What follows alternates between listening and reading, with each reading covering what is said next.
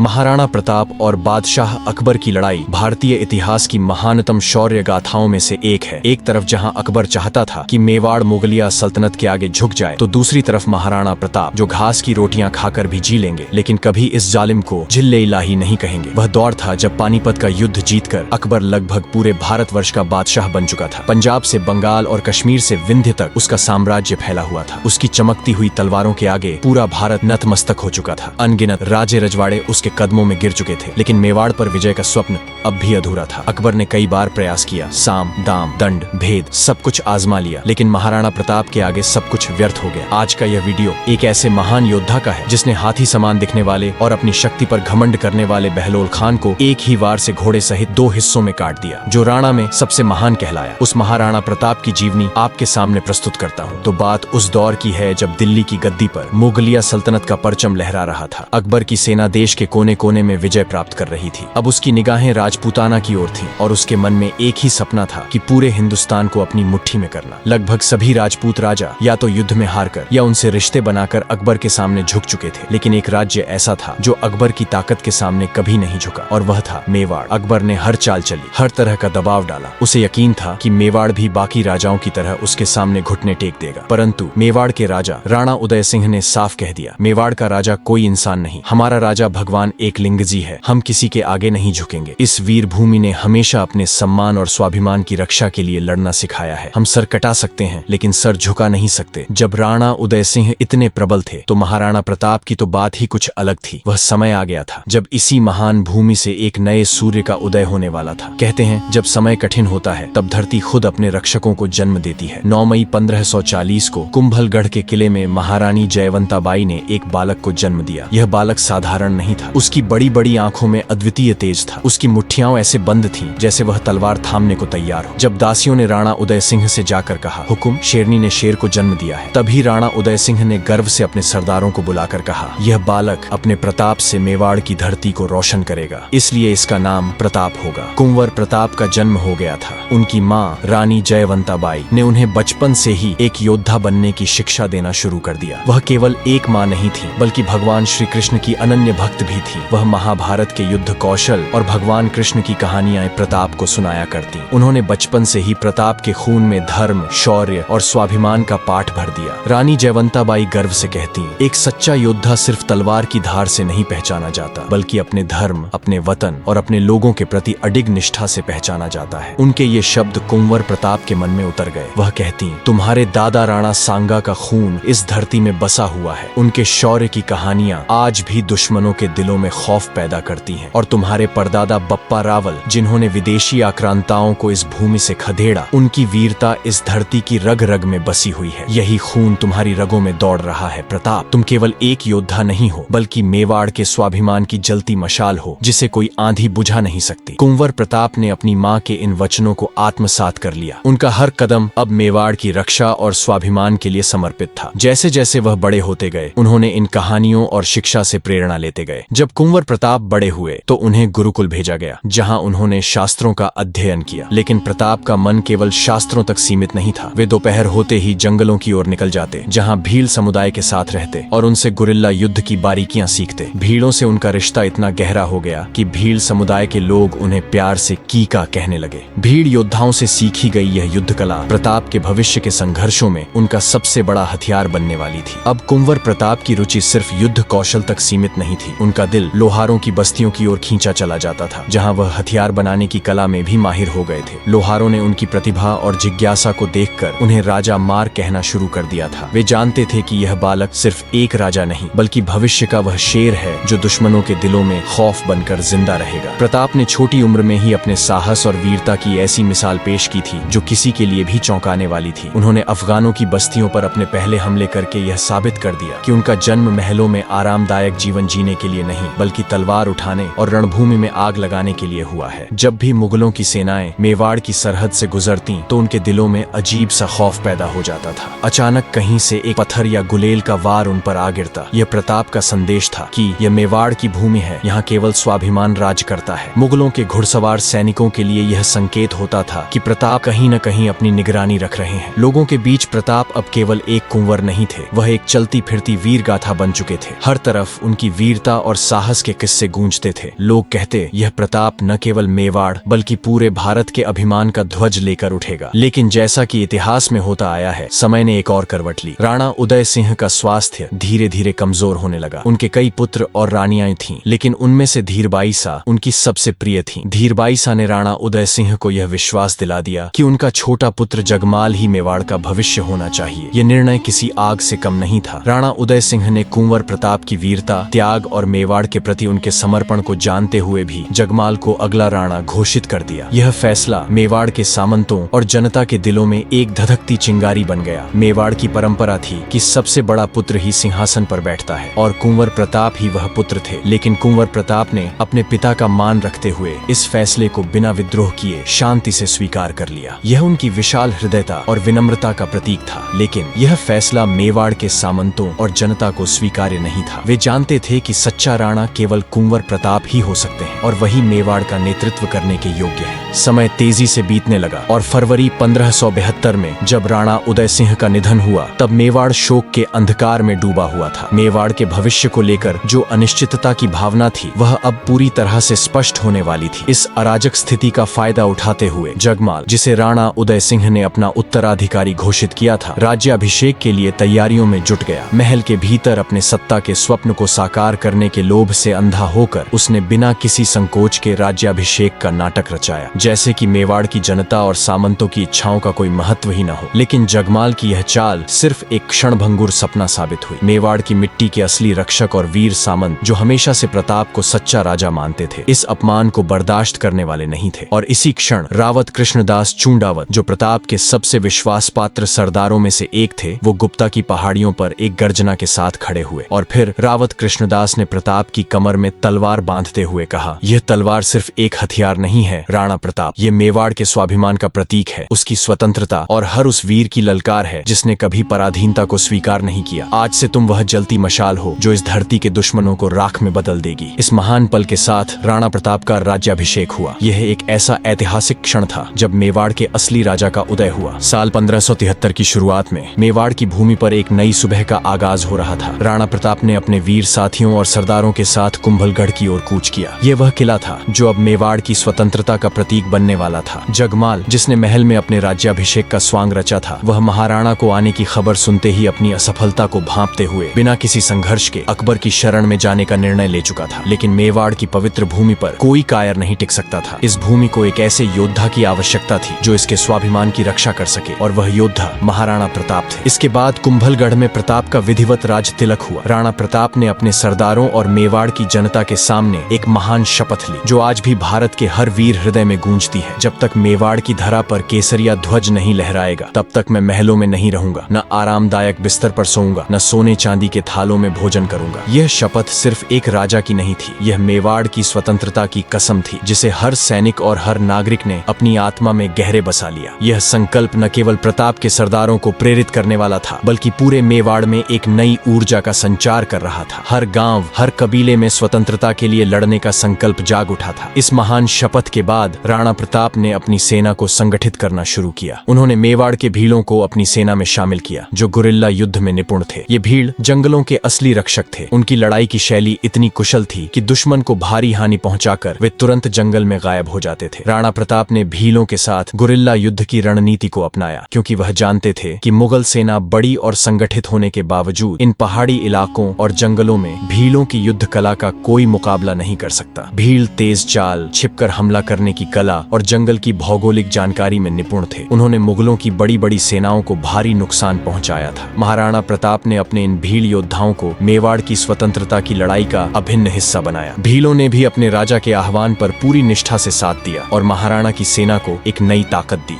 लेकिन महाराणा प्रताप जानते थे कि मुगलों के मुकाबले केवल गुरिल्ला युद्ध ही पर्याप्त नहीं होगा। उन्होंने अपने राजपूत सरदारों को भी फिर से संगठित किया और युद्ध की प्राचीन कलाओं का अभ्यास शुरू करवाया। मेवाड़ के हर योद्धा ने अपनी तलवार, भाले और धनुष को और भी धारदार बनाने में जुट गया। राणा प्रताप ने पूरे राज्य में हथियार निर्माण का काम शुरू करवा दिया। उन्होंने लोहारों को दिन रात काम पर लगा दिया, ताकि उनकी सेना के लिए पर्याप्त मात्रा में तलवारें, भाले और ढालें तैयार की जा सकें। मेवाड़ के हर गांव में हथियार बनाने का कार्य चलने लगा। महाराणा प्रताप की सेना अब एक नई शक्ति के साथ तैयार हो रही थी, क्योंकि महाराणा कहीं न कहीं जानते थे कि भविष्य में उन्हें मुगलों से सामना होगा ही। ये मैं क्यों कह रहा हूँ? इसका कारण था साल 1572, जब अकबर लगभग पूरा हिंदुस्तान अपने कदमों में झुका लिया था, लेकिन एक जगह थी जिसे जीतना उसके लिए अभी भी बाकी था, और वह था मेवाड़। और मेवाड़ की असली ताकत थे महाराणा प्रताप। अकबर जानता था कि अगर महाराणा प्रताप उसके सामने झुक गए तो फिर हिंदुस्तान में कोई उसे चुनौती नहीं देगा। इसलिए अकबर ने सबसे पहले सितंबर 1572 में अपने सेनापति जलाल खां को महाराणा प्रताप के पास भेजा। जलाल खां ने अकबर का संदेश देते हुए कहा, महाराणा, अगर आप सम्राट अकबर की अधीनता स्वीकार कर लेंगे तो आपको धन, वैभव, शक्ति और मुगल साम्राज्य में ऊंचा स्थान मिलेगा। आप अकबर के मित्र और सहयोगी कहलाएंगे। उस पर प्रताप ने गर्जना करते हुए बोले कि मेवाड़ की मिट्टी कभी किसी की गुलामी स्वीकार नहीं करेगी। मैं इस धरती को पराधीन होते नहीं देख सकता। जलाल खां निराश होकर लौट गया, लेकिन अकबर हार मानने वालों में से नहीं था। अगले ही साल 1573 में अकबर ने अपने सबसे प्रिय और भरोसेमंद सेनापति आमेर के राजा मानसिंह को भेजा। मानसिंह, जिनकी बुआ हरका बाई अकबर की पत्नी थी, और मानसिंह खुद राजपूत थे। जब मानसिंह महाराणा से मिलने आए तो उदयपुर में महाराणा प्रताप ने राजपूत परंपरा के अनुसार उनका आदर पूर्वक स्वागत किया और उदय सागर झील के किनारे एक भव्य दावत का आयोजन किया गया। लेकिन प्रताप ने खुद दावत में हिस्सा नहीं लिया और अपने बेटे अमर सिंह को मानसिंह की सेवा में भेजा। मानसिंह को यह देखकर बहुत धक्का लगा। मानसिंह ने अमर सिंह से नाराज होकर पूछा, राणा प्रताप खुद क्यों नहीं आए? अमर सिंह ने जवाब दिया, पिताजी को सिर दर्द है, इसलिए वह नहीं आ सके। इस पर क्रोधित होकर मानसिंह बोले, जाकर राणा जी से कहो, मैं उनके सिर दर्द का असली कारण जानना चाहता हूँ। जब महाराणा प्रताप को यह बात पहुंची तो उन्होंने तीखा संदेश भेजा, जिस राजपूत के संबंध मुगलों से हों उसके साथ सच्चे राजपूत भोजन नहीं कर सकते। यह जवाब मानसिंह के गर्व को गहरे तक चीर गया। अपमानित मानसिंह बिना भोजन किए क्रोध में वहां से निकल गए। रवाना होते समय घोड़े पर सवार होकर मानसिंह ने महाराणा प्रताप को चुनौती दी, दिल्ली के सिंहासन को ठुकराना, सीधे अकबर को युद्ध के लिए बुलावा देना है। चाहे तुम पहाड़ों में छिपे रहो, लेकिन वह दिन दूर नहीं जब हम आमने सामने होंगे। यह खबर जब अकबर तक पहुंची और जब उसने सुना कि महाराणा प्रताप ने उसके सबसे भरोसेमंद सेनापति का अपमान किया है, तो वह आग बबूला हो उठा। लेकिन वह महाराणा को एक और मौका दिया। वह अपने क्रोध को रोकते हुए भगवान दास को भेजा, जो उसके दरबार के सबसे वरिष्ठ और समझदार राजाओं में से एक थे। भगवान दास ने शांति और सहयोग का संदेश लेकर महाराणा के पास पहुंचे, लेकिन महाराणा प्रताप के लिए शांति का कोई मतलब नहीं था अगर वो उनकी स्वतंत्रता को छीन ले। भगवान दास भी वही जवाब लेकर लौटे, स्वतंत्रता से बढ़कर मेरे लिए कुछ नहीं है। बार बार महाराणा को अपने साथ जोड़ने में असफल होने के बाद अकबर ने एक आखिरी सबसे चतुर और सूझबूझ वाले मंत्री राजा टोडरमल को भेजा। दिसंबर 1573 में राजा टोडरमल खुद प्रताप से मिलने गए। उन्होंने महाराणा को समझाने की पूरी कोशिश की। अकबर का प्रस्ताव था धन, मान सम्मान, महल और हर वो चीज जो एक राजा के सपने में हो सकती थी, पर महाराणा प्रताप का दिल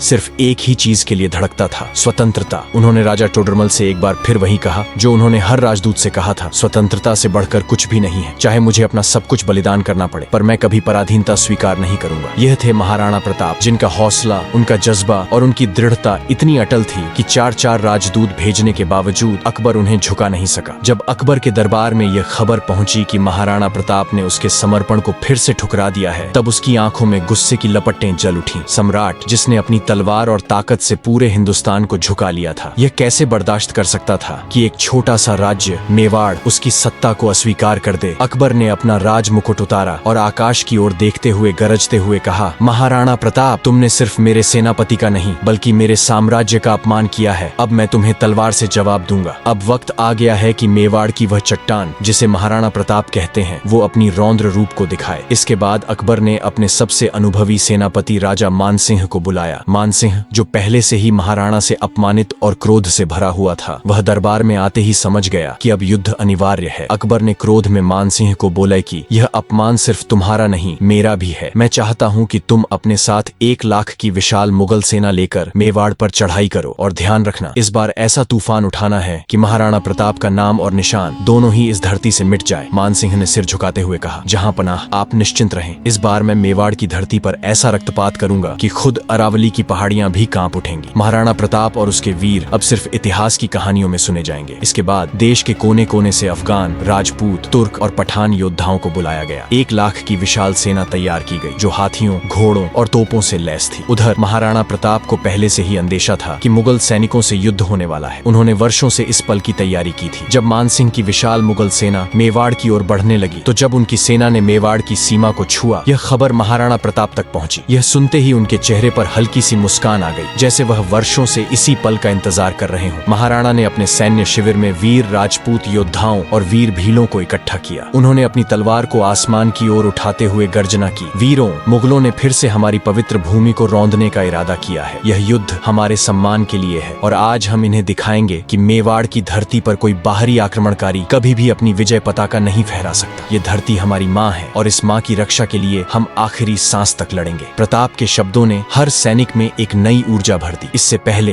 एक दिन जब राजा मान सिंह अपनी 1 लाख मुगल सेना के साथ मांडलगढ़ के पास डेरा जमाए बैठा था, वह सोच रहा था कि महाराणा प्रताप इतनी बड़ी सेना देखकर जल्द ही घुटने टेक देंगे। मान सिंह ने इसके लिए 2 महीने का लंबा इंतजार किया, लेकिन महाराणा ने उसकी उम्मीदों पर पानी फेर दिया। जब मान सिंह को एहसास हुआ कि प्रताप इतने आसानी से नहीं झुकेंगे, तो उसने गोगुंदा की ओर कूच करने का फैसला किया। इसी बीच महाराणा प्रताप को खबर मिली कि मान सिंह खमनौर गांव के पास के जंगल में शिकार करने आया है, जबकि उसकी सेना गोगुंदा के पास है। प्रताप के सेनापतियों ने तत्काल सुझाव दिया, महाराज, अगर हम जंगल में ही मान सिंह को घेर कर मार गिराएं तो मुगलों की रीढ़ टूट जाएगी। लेकिन महाराणा ने गरजते हुए कहा, धोखे से शत्रु पर वार करना मेवाड़ की परंपरा नहीं है। हम मुगलों का सामना मैदान में करेंगे। प्रताप के इस साहसी फैसले ने उनकी सेना के हर योद्धा में जोश भर दिया। आखिर वो दिन आ गया जिसका इंतजार मेवाड़ के हर वीर ने वर्षों से किया था। 18 जून 1576 की सुबह अरावली की पहाड़ियों के बीच उगते सूरज की लालिमा के साथ हल्दी घाटी रणभूमि में एक ऐसा दृश्य उभर रहा था जो इतिहास को हमेशा के लिए अमर कर देगा। महाराणा प्रताप ने युद्ध के लिए हल्दी घाटी का चयन क्यों किया, यह जानना जरूरी था। कैसे उन्होंने मान सिंह के 1 लाख सैनिकों को दम तोड़कर रख दिया। इस युद्ध में कैसे महाराणा ने अपने वर्षों से बिछड़े सौतेले भाई शक्ति सिंह को माफ किया और कैसे उनके अद्भुत घोड़े चेतक ने अपनी जान महाराणा के लिए न्यौछावर कर दी, हम अगले पार्ट में जानेंगे। तब तक आप अपना ख्याल रखें। मुझे उम्मीद है कि महाराणा के बचपन की कहानी सुनकर आप लोगों के मन में जोश जागृत होगा। अगर आप इस वीडियो से कुछ सीखे हैं तो इसे लाइक जरूर करें। इससे हमें और वीडियो बनाने में प्रेरणा मिलती है। वीडियो देखने के लिए बहुत बहुत धन्यवाद।